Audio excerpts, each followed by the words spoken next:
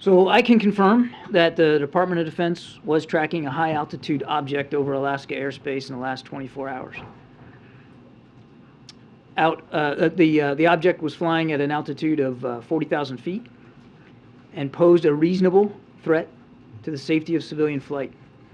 Out of an abundance of caution and at the recommendation of the Pentagon, President Biden ordered the military to down the object, and they did.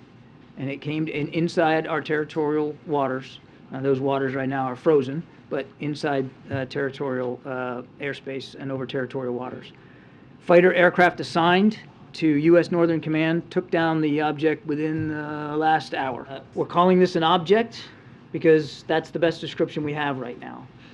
We do not know who owns it, whether it's state-owned or corporate-owned or privately owned. We just don't know.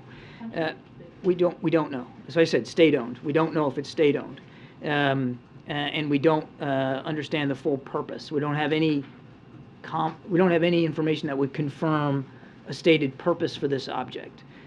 We do expect to be able to recover the debris since it fell not only within our territorial space, but on what we believe is frozen water. So a recovery effort will be made, and we're hopeful that it'll be successful, and then we can learn a little bit more about it. It was much smaller than the spy balloon that we took down last Saturday. The way it was described to me was roughly the size of a small car, as opposed to a payload that was like 2 or 3 buses size, right? So much smaller, and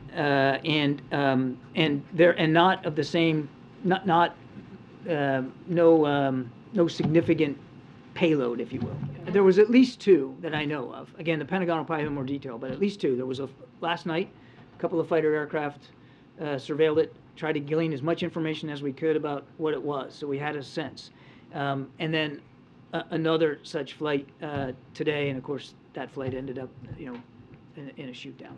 I think we're going to try to learn more. I can tell you it was an object. It was at 40,000 feet, and the predominant concern by the president was a safety of flight issue at that altitude. Remember the one that we shot down last Saturday? It was at 65,000+ feet.